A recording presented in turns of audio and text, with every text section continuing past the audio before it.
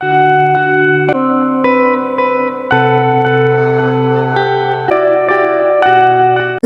Malin Kundang. Alkisah, di pesisir pantai, hiduplah seorang ibu dan anak laki-lakinya, bernama Malin Kundang. Sejak suaminya meninggal, Ibu Malin bekerja keras untuk menjadi tulang punggung keluarga. Selamat pagi, Malin. Ibu pergi berjualan ikan dulu ya, Nak? Malin boleh ikut bantu. Tentu saja. Malin kecil memang sangat rajin dan selalu menemani ibunya untuk berjualan ikan di pasar. Ikan segar, ikan segar. Ayo Bu, silakan dibeli ikan segarnya. Meskipun masih kecil, Malin sangat pandai dalam berdagang. Bu, saya mau beli 1 kilo ya ikannya. Saya juga 1 kilo ya, Bu. Iya, sebentar ya, Bu. Ibu pasti lelah seharian berjualan di pasar. Melihat ibunya yang tergolek lemah membuat tekad Malin semakin kuat untuk merantau ketika ia dewasa nanti. Seiring berjalannya waktu, Malin kecil berubah menjadi seorang pemuda yang gagah. Ia merasa sudah waktunya untuk menggantikan ibunya untuk bekerja. Apa kamu yakin, Nak, untuk pergi merantau? Tentu Bu, doakan Malin agar bisa sukses nantinya. Akan Ibu doakan setiap hari. Hati-hati ya, Nak. Sampai jumpa Ibu. Sampai jumpa, anakku. Bersama dengan pemuda lainnya, Malin pun mulai menaiki kapal. Sang ibu mulai merelakan anak sematawayangnya itu untuk pergi merantau. Kapal yang membawa Malin pun telah pergi menjauh, meninggalkan ibunya seorang diri. Selepas Malin pergi merantau, ibunya selalu merindukan anak sematawayangnya. Ia selalu teringat dengan Malin saat melihat lautan. Malin, apa kabar kamu, Nak? Semoga kamu tetap sehat ya. Waktu pun berjalan, ibu Malin kian menua. Ia masih hidup seorang diri. Malin tidak pernah memberi kabar ataupun pulang. Hingga suatu hari, rumahnya didatangi oleh pemuda. Permisi Bu, apakah Anda ibu dari Malin Kundang? Betul, saya ibu dari Malin Kundang. Malin saat ini menjadi saudagar kaya Bu. Kabarnya esok hari dia bersama dengan saudagar lainnya akan berkunjung ke sini. Malin anakku, terima kasih ya, Nak. Pagi pun tiba. Ibu Malin segera berlari ke pelabuhan untuk menyambut anaknya. Malin anakku, aku sangat merindukanmu, Nak. Teriakan sang ibu mampu membuat teman-teman Malin kaget. Mereka pun bertanya keheranan. Hah? Bukannya orang tua Malin kaya raya? Apakah dia benar ibumu Malin? Kau siapa? Aku tidak pernah punya ibu dekil dan miskin sepertimu. Tidak disangka, Malin pun tidak mengakui ibunya. Saat ibunya mendekat, Malin segera mendorong ibunya hingga terjatuh. Malin, kenapa kau berubah, Nak? Ia segera pergi meninggalkan ibunya yang tengah menangis. Ibunya sangat kecewa dengan Malin. Ia segera mengangkat tangannya untuk berdoa. Jika dia memang anakku, tolong berikan keadilanmu. Sesaat setelah berdoa, langit yang tadinya cerah menjadi gelap, bertanda akan terjadinya hujan badai. Kapal yang membawa Malin terombang-ambing oleh hujan badai, hingga membuat Malin terpental jauh ke sebuah pulau. Ibu, maafkan aku Bu. Malin terus menangis dan bersujud meminta maaf kepada ibunya. Namun, permintaan maaf Malin sudah terlambat. Tak lama, seluruh tubuhnya menjadi kaku dan tidak bisa digerakkan sama sekali. Ibu, tolong Malin Bu. Seluruh tubuh Malin berubah menjadi batu. Itu adalah hukuman yang harus diterimanya karena durhaka kepada orang tua. Perkenalkan, nama saya Ridho Satrio Ramadan. Saya akan menjelaskan tentang psikoanalisis Sigmund Freud. Psikoanalisis merupakan salah satu cabang ilmu yang dikembangkan oleh Sigmund Freud dan para pengikutnya sebagai studi fungsi dan perilaku psikologis manusia. Teori psikoanalisis memiliki 3 penerapan, yaitu yang pertama, suatu metode penelitian dan pikiran. Yang kedua, suatu ilmu pengetahuan sistematis mengenai perilaku manusia. Dan yang terakhir, suatu metode perlakuan terhadap penyakit psikologis atau emosional. Psikoanalisis merupakan sebuah peran penting dari ketidaksadaran, serta insting-insting dan agresi yang ada di dalam pengaturan tingkah laku. Sistematika yang dipakai Sigmund Freud dalam mendeskripsikan kepribadian dibagi menjadi 3 pokok. Salah satunya adalah struktur kepribadian berupa id, ego, dan superego. Saya Nurinya Aisyah, saya akan menjelaskan materi selanjutnya, yaitu struktur kepribadian psikoanalisis Sigmund Freud. Yang pertama ada ID. ID berasal dari kata Latin yaitu is, yang artinya es. Kepribadian ini disebut Freud sebagai kepribadian bawaan lahir. ID adalah komponen kepribadian yang primitif dan naluriah. ID adalah bagian dari ketidaksadaran yang berisi semua dorongan dan impuls, termasuk apa yang disebut libido, sejenis energi seksual umum yang digunakan untuk segala sesuatu mulai dari naluri bertahan hidup hingga apresiasi seni. Selanjutnya yang kedua ada ego. Ego merupakan sistem tempat kedua dorongan dari ID dan superego beradu kekuatan. Fungsi ego adalah menjaga keseimbangan antara kedua sistem yang lainnya, sehingga tidak terlalu banyak dorongan dari ID yang dimunculkan ke kesadaran. Sebaliknya, tidak semua dorongan superego saja yang dipenuhi. Ego sendiri tidak mempunyai dorongan atau energi. Ia hanya menjalankan prinsip kenyataan atau reality principle, yaitu menyesuaikan dorongan-dorongan ID atau superego dengan kenyataan di dunia luar. Yang terakhir ada superego. Superego adalah aspek sosiologis kepribadian yang mewakili nilai-nilai tradisional serta cita-cita masyarakat. Superego lebih merupakan kesempurnaan daripada kesenangan. Oleh karena itu, superego dianggap sebagai aspek moral kepribadian.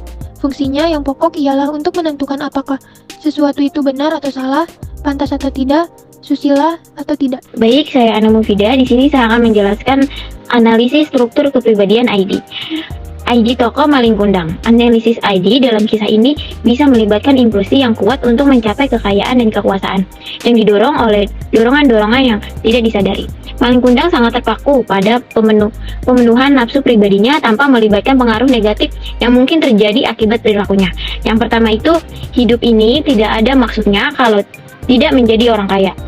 Aku harus mencari harta yang melimpah agar hidupku berubah. Maling kundang. Kutipan ini menunjukkan dorongan ID yang kuat di dalam diri maling kundang untuk mencari kekayaan dan keberhasilan yang besar. Ini mencerminkan dorongan primitif untuk menguasai sumber daya dan memenuhi kebutuhan pribadi. Yang kedua ada ibu. Biarkan aku pergi, aku ingin mencari impianku. Maling kundang.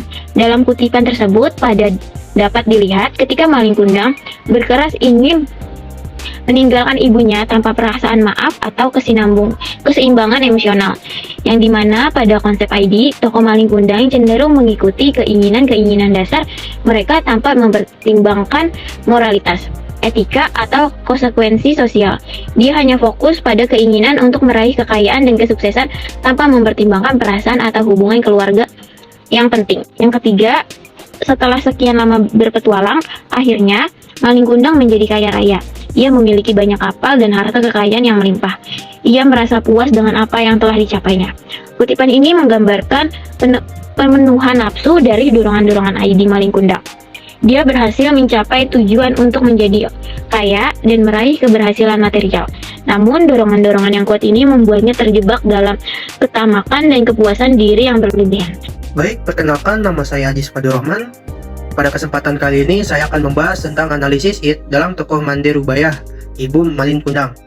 Dalam cerita Malin Kundang, tokoh Mande Rubayah merupakan ibu Malin Kundang yang ditinggalkan olehnya ketika ia berhasil menjadi kaya. Analisis It dalam psikoanalisis tokoh Mande Rubayah dapat melibatkan dorongan-dorongan primitif dan keinginan yang tidak disadari yang mungkin dialaminya. Seperti dalam kutipan cerpen Malin Kundang, Mande Rubayah tetap menjaga rumah dan menanti maling kundang sekiranya suatu hari ia kembali ke rumahnya sendiri. Setiap kali ada kapal yang bersandar di depan rumah mereka, Mande Rubayah menoleh setiap orang yang menginjakkan kaki di tanah, namun beribu langkah kaki yang ia nantikan tak kunjung datang. Dalam kutipan ini menunjukkan keinginan yang kuat dari Mande Rubayah untuk melihat kedatangan maling kundang kembali kepada keluarganya dan meratapi kepergian anaknya. Ini bisa mencerminkan dorongan-dorongan It seperti rasa sayang dan keinginan untuk melindungi dan memiliki anak yang mungkin terus ada di dalam diri Mande Rubayah meskipun ia telah ditinggalkan. Baiklah, selanjutnya saya Koirunisa akan menjelaskan tentang analisis struktur kepribadian ego. Yang pertama ada ego dari tokoh Malin Kundang. Ego yang pertama yaitu Malin Kundang berusaha mengambil keputusan yang bersifat rasional dengan cara pergi merantau ke kota. Untuk kutipannya bisa teman-teman lihat di layar. Di sini Ego menyadarkan tokoh Malin bahwa sebelum merantau ia harus izin dengan ibunya. Tokoh Malin tetap pada egonya bahwa walaupun ibunya sedikit menentang, ia tetap harus merantau karena ia ingin mengubah nasib keluarganya. Jika tidak saat itu, ia tidak tahu lagi kapan akan ada kapal besar yang menepi di pantai tempatnya tinggal. Di sini dorongan superego lebih kuat, sehingga berhasil menaikkan semangat Malin pada saat mentransformasikan superego ke ego. Dalam bentuk realitas, Malin berangkat merantau untuk mengubah nasib keluarganya. Lalu ego Malin Kundang yang kedua yaitu berusaha mengambil keputusan yang bersifat kecemasan dengan cara tidak mengakui ibu kandungnya. Untuk kutipannya bisa teman-teman lihat di layar. Di sini, ego membuat tokoh Malin melakukan tindakan yang menentang moral. Tokoh Malin tetap pada egonya, bahwa walaupun ia sadar itu ibu kandungnya, ia tetap tidak mau mengakui hal tersebut. karena ia tidak ingin istrinya kecewa jika ia mengakui bahwa itu adalah memang ibunya. Di sini dorongan ID lebih kuat sehingga berhasil menaikkan amarah Malin pada saat mentransformasikan ID ke ego dalam bentuk kecemasan Malin terhadap kenyataan.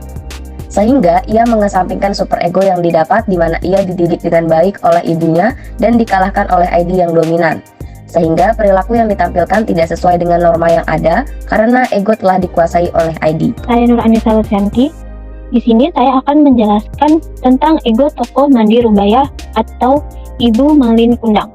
Yang pertama, ego tokoh Mandi Rubaiyah berusaha mengambil keputusan yang bersifat rasional dengan cara mengizinkan Malin untuk pergi merantau. Berikut kutipannya. Baiklah, ibu izinkan. Sepatah kembali, ibu akan selalu menunggumu nak, kata ibunya sambil menangis. Meski dengan berat hati, akhirnya Mandi Rubaiyah mengizinkan anaknya pergi. Ego membuat Mandi Rubaiyah melakukan tindakan rasional. Tokoh Mandi Rubaiyah tetap ada egonya, walaupun ia tidak ingin anaknya merantau meninggalkannya. Ia juga ingin nasib keluarganya berubah. Di sini dorongan super ego lebih kuat, sehingga berhasil meluluhkan hati Mandi Rubaiyah pada saat mentransformasikan super ego ke ego dalam bentuk realitas Mandi Rubaiyah, mengizinkan Malin pergi merantau untuk memperbaiki ekonomi keluarganya. Lalu yang kedua, yaitu ego tokoh Mandi Rubaiyah berusaha mengambil tindakan yang bersifat rasional dengan cara selalu mendoakan dan menunggu kabar anaknya. Berikut kutipannya. Mandi Rubaiyah selalu mendoakan anaknya agar selalu selamat dan cepat kembali. Beberapa waktu kemudian, jika ada kapal yang datang merapat, ia selalu menanyakan kabar tentang anaknya. Apakah kalian melihat anakku? Malin, apakah dia baik-baik saja? Kapan ia pulang? Tanyanya. Namun setiap ia bertanya kepada awal kapal atau nakoda tidak pernah mendapatkan jawabannya. Ego membuat Mandi Rubaiyah melakukan tindakan rasional.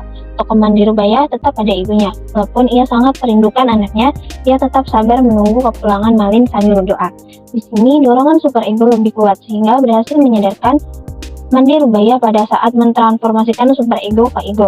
Dalam bentuk realitas, Mandi Rubaiyah selalu berdoa memohon agar anaknya diberi keselamatan dan setiap menunggu kabar dari anaknya. Oke, di sini saya Fira Azhara yang akan melanjutkan analisis ego pada tokoh Mandi Rubaiyah atau ibunya Malin Kundang.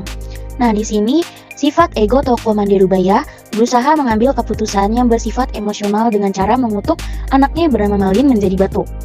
Kutipannya ini berisikan yaitu, "Ya Tuhan, kalau memang dia bukan anakku, aku maafkan perbuatannya tadi. Tapi, kalau dia benar anakku yang bernama Malin Kundang, aku mohon keadilanmu ya Tuhan. Kutuklah ia menjadi batu," ucapnya pilu sambil menangis. Ego membuat tokoh Mandi Rubaiyah melakukan tindakan yang menentang moral. Tokoh Mandi Rubaiyah tetap pada egonya bahwa walaupun ia sadar itu anak kandungnya, ia tetap ingin mengutuk anaknya menjadi batu. Karena ia sudah merasa sangat sakit hati dengan perbuatan anaknya. Di sini, dorongan id lebih kuat, sehingga berhasil menaikkan amarah Mandi Rubaiyah pada saat mentransformasikan id ke ego dalam bentuk emosional Mandi Rubaiyah terhadap perbuatan anak kandungnya. Sehingga ia mengesampingkan super ego yang didapat, di mana dulu ia sangat menyayangi anaknya dan dikalahkan oleh id yang dominan. Selanjutnya ada analisis struktur kepribadian super ego pada tokoh Malin Kundang. Kutipan yang berisikan super ego tokoh Malin Kundang yaitu, saat Malin sudah dewasa, ia meminta izin kepada ibunya untuk pergi merantau ke kota, karena pada saat itu sedang ada kapal besar merapat di pantai air manis. Nah, pada kutipan itu, Malin memiliki sifat kepribadian super ego atau kesadaran moral untuk merantau dan merubah nasib sang ibu dan dirinya. Saya Novita Diastari akan menjelaskan super ego tokoh Mandi Rubaiyah atau Ibu Malin Kundang pada kisah Malin Kundang. Yang pertama, sang ibu memiliki kesadaran moral. Ia takut sesuatu hal terjadi kepada anaknya yang sedang merantau, sehingga setiap pagi dan sore ia pergi ke laut untuk mengetahui kabar anaknya itu baik-baik saja.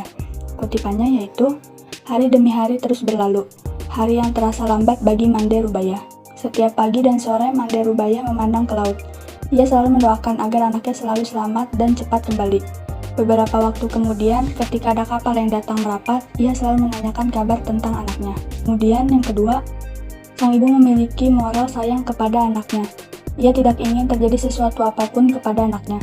Namun Malin Kundang tidak mau mengakui bahwa Mandi Rubaiyah itu ibunya. Sehingga sang ibu meminta keadilan kepada Tuhan untuk dirinya atas perilaku anaknya. Kutipannya yaitu, "Ya Tuhan, kalau memang dia bukan anakku, aku maafkan perbuatannya tadi."